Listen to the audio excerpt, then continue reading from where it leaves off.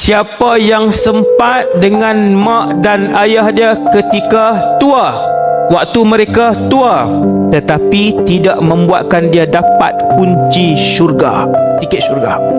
Maksudnya Nabi nak bagi tahu siapa yang Allah panjang umur dia, panjang umur mak dengan ayah dia, mak ayah tu ada, maka pahala ketika itu sangat besar.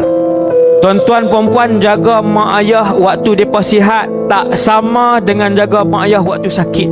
Lain, berbeza. Tak percaya, ambil mak tu jaga, ambil ayah tu jaga. Jangan kata dah mak sakit, ayah sakit, tak tu nak buat macam mana? Tak tahu. Kumpul duit kot seorang sikit, hantar. Kumpul duit seorang sikit, nak hantar.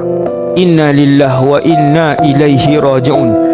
Kalau Allah tunjuk apa yang si anak yang jaga mak ayah sakit tu dapat, semua akan berebut. Orang kampung pun akan berebut. Kenapa yang si anak tu dapat? Dia lebih-lebih lagi ketika mereka uzur. Waktu uzur tu kita ambil, bukan seorang 2 minggu, bukan seorang sebulan. Ada yang buat giliran sebulan.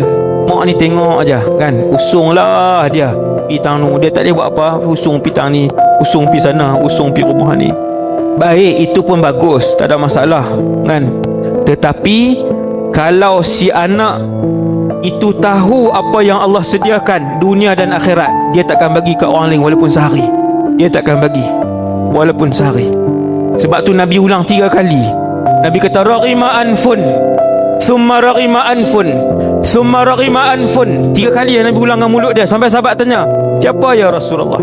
Orang yang sempat bersama dengan mak ayah waktu tua, tapi tidak membuatkan dia masuk syurga. Dia tak ambil peluang tu. Dia tidak ambil peluang itu.